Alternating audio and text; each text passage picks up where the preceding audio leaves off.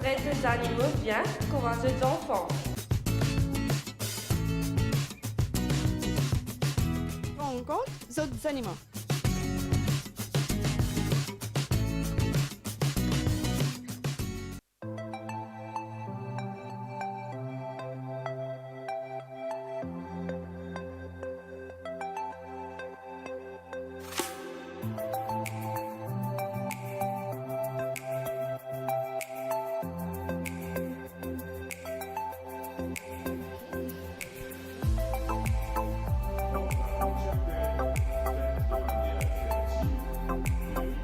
Animalia, nos amis des animaux, peut commencer dans quelques instants. Aujourd'hui, l'émission sera une émission très particulière parce qu'il y a une personne particulière qui m'a envie de présenter, le docteur Lucie, qui est avec nous depuis quelques temps.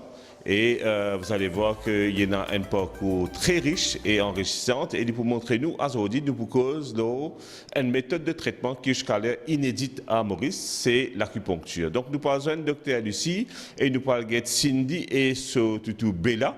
Donc, qui pouvaient faire un rééquilibrage d'énergie par l'acupuncture. Donc, tout de suite, Animalia, nos amis des animaux.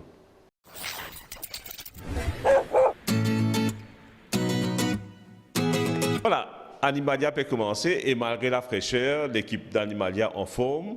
Et aujourd'hui, nous retrouvons à Animalia de Quatre-Bornes avec Dr Lucie. Bonjour Dr Lucie. Bonjour. Bonjour Cindy et bonjour Bella.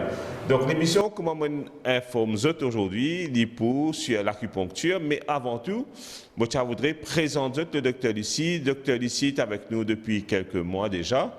Dr Lucie, avant toute chose, comment vous trouve Maurice? Froid. Réponse un peu, on va dire que de notre côté touristique, c'est pas la bonne réponse. Vous allez dire Non. très chaud. Non, ça va, ça se passe bien. Ça se passe bien. Oui. Vous trouvez les Mauriciens accueillants? Assez accueillant, oui. D'accord. Plutôt sympathique. Pas de problème pour la bouffe?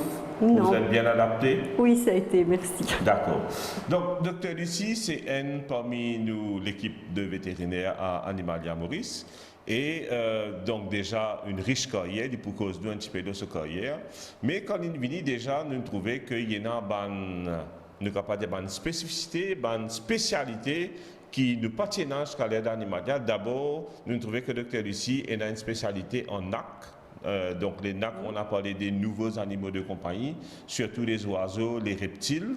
Dr Lucie, en quelques mots, si vous êtes capable, expliquez-nous vraiment en survol votre carrière. Je sais que vous avez une riche carrière, je sais que vous avez été propriétaire de votre propre clinique, je sais que vous avez travaillé, mais je vais vous laisser raconter, avec les primates. Donc racontez-nous brièvement comment vous êtes tombé dans la marmite vétérinaire et un peu votre parcours.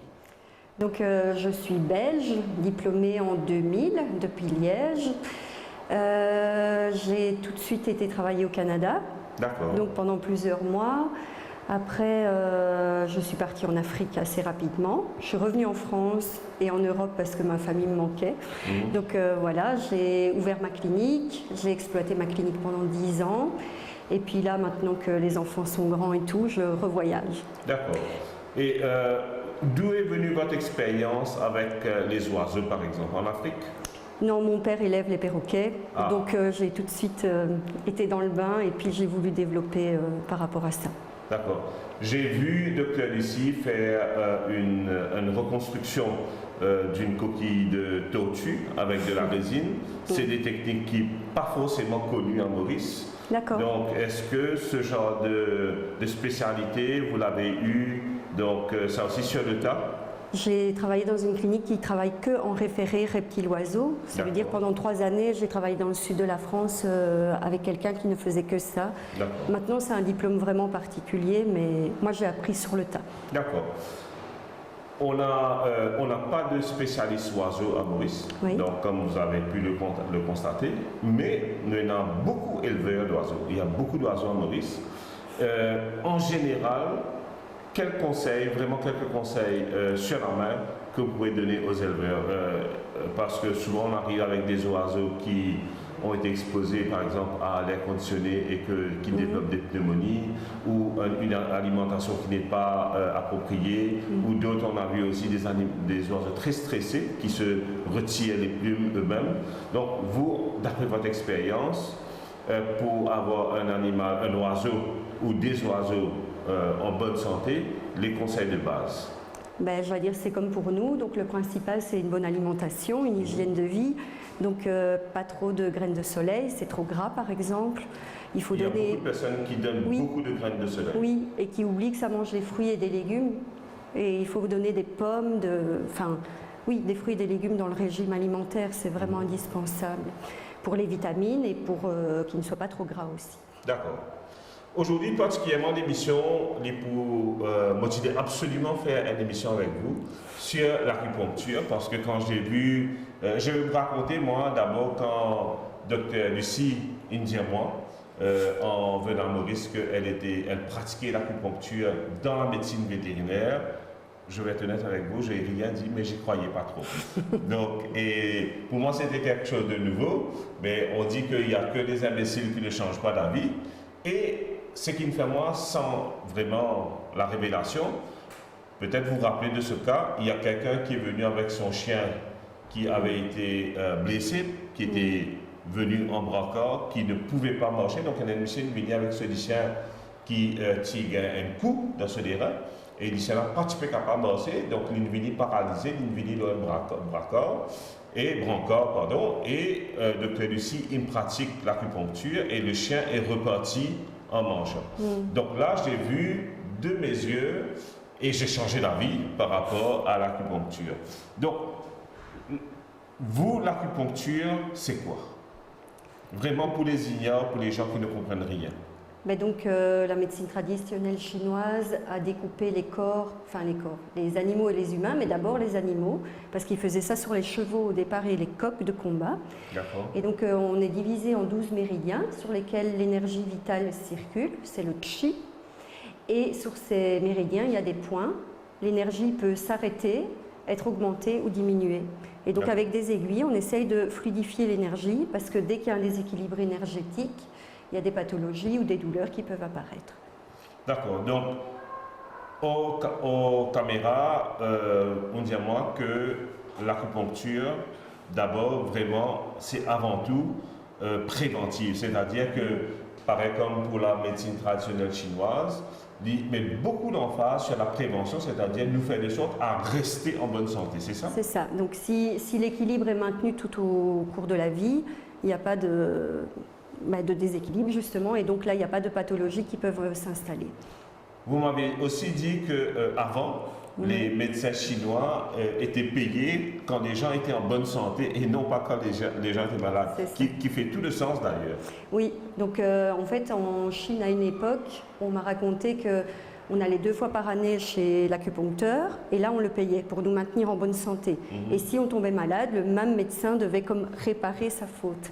Parce qu'il ne nous avait pas bien maintenus au niveau de l'équilibre. Donc, et le but premier de l'acupuncture, si quelqu'un éventuellement est intéressé, c'est que donc on emmène le chien 2 fois l'année, 1 fois l'année chez le véto pour faire un rééquilibrage d'énergie et de s'assurer que le chien ne tombe pas malade. Oui, tout à fait. Donc, mais dans le cas où éventuellement le chien est déjà malade, dans quel cas que l'acupuncture peut éventuellement donner soit une guérison ou bien un soulagement?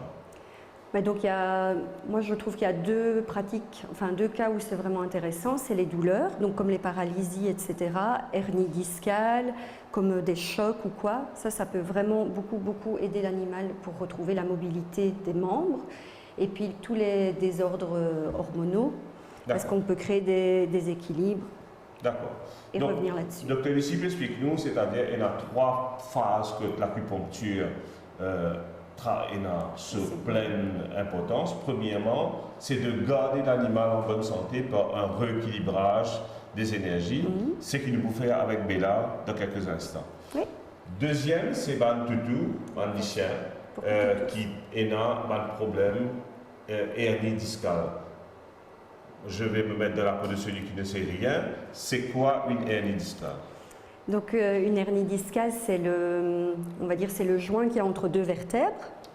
Donc ici, vous avez plusieurs vertèbres. Entre chacune, il y a un disque en caoutchouc qui permet que ça ne frotte pas trop. Et par moment, ce caoutchouc va sortir et écraser la moelle épinière qui se trouve au centre des vertèbres. Ça crée des paralysies en fonction de l'endroit qui est lésé. Ça crée des paralysies plus ou moins arrière ou avant. Ça dépend, et plus ou moins importantes ou pas. D'accord. Donc c'est exactement comme pour les humains alors. C'est-à-dire que nous aussi, parfois, nous tendons à dire L4, L5. C'est ça. Donc, il y a un problème. Donc, je parle en connaissance de cause. Donc, et moi aussi, je me disais à côté chiropracteur il n'y avait pas longtemps de cela. Et effectivement, je sais que c'est très douloureux. Et pour les chiens, ça peut même arriver jusqu'à la paralysie. Oui, tout à fait. Mais on voit les chiens qui sont tout à fait normaux de l'avant, mais qui se traînent sur les pattes arrière. Souvent, c'est une hernie discale à la base. D'accord. Et ça, l'acupuncture peut aider. Peut aider. On peut récupérer des stades 3. Donc, il y a 4 stades, 1, 2, 3, 4. 1 et 2, en général, les gens ne se rendent pas trop compte. Stade 3, c'est vraiment l'animal avance, mais les pattes restent dessous, mais arrive de temps en temps à se mettre debout, mais rarement. Ça, on les récupère vraiment assez bien juste avec l'acupuncture. Et le stade 4, c'est vraiment plus du tout de sensibilité et tout, et on apporte quand même une amélioration. D'accord. Donc, moi, je peux vous dire, que vous êtes en tant que témoignage vivant, j'ai fait l'acupuncture, j'avais des graves problèmes récemment. Donc, vous avez vu avec quelle peine je me mouvais. Et mon capable de dire qu'effectivement, c'est quelque chose qui apporte un bon soulagement. Et dernière chose, c'est-à-dire, on parle pour rééquilibrage des organes internes qui sont rééquilibrage pour les problèmes d'hormones. Comment nous connaissons si notre chien a des problèmes hormonaux ou pas? Quels sont Est-ce que d'abord c'est uniquement les femelles ou les mâles aussi peuvent avoir des problèmes d'hormones? Les mâles peuvent aussi avoir des problèmes d'hormones. Alors ça, il faut passer chez le vétérinaire, faire une prise de sang et c'est... Oui, mais disons que pour moi à la maison, comment je peux avoir peut-être un petit doute que le chien, mon chien, mâle ou femelle, peut avoir des problèmes d'hormones? Quels sont les signes? Alors les signes, ça peut être une augmentation de la prise de boisson, souvent c'est ça, l'animal boit beaucoup, ou alors il commence à perdre les poils des deux côtés et ça ne gratte pas du tout. Ça c'est souvent problème hormonal aussi, prise de poids, perte de poids. C'est un peu vague comme signe, mais c'est, voilà, parce qu'il y a l'hormone thyroïdienne, donc, qui est fabriquée ici par la thyroïde. Il y a aussi, on considère l'insuline, donc tout ce qui est diabète, etc. Tout ça là c'est hormonal? Oui. Et puis après, il y a les hormones sexuelles. Et par l'acupuncture, on peut éventuellement rééquilibrer le corps pour que cela fonctionne mieux. Oui, tout à fait. Ok. Avant que je vous laisse commencer votre séance, normalement une séance dure à peu près combien de temps?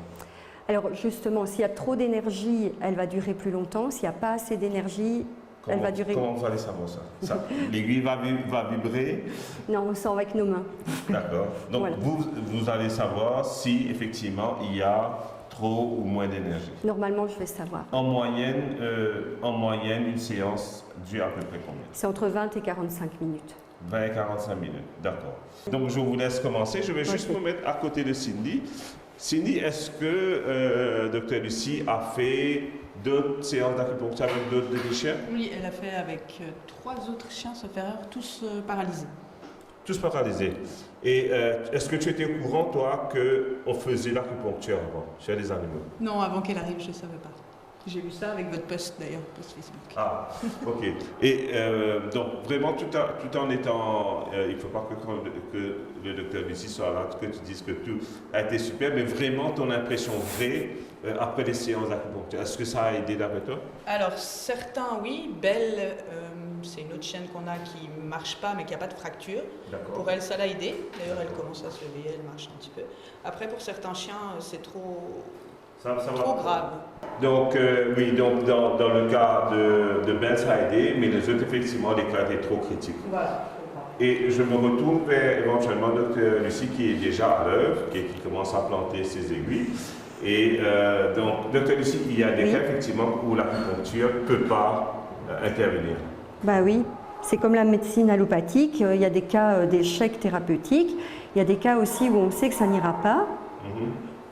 Et puis, il y a des cas comme là pour Cindy, il y a 2 chiens où c'était vraiment très ancien comme lésion. Donc là, on peut plus vraiment, on a essayé pour essayer quelque chose, mais on ne peut plus vraiment faire quelque chose.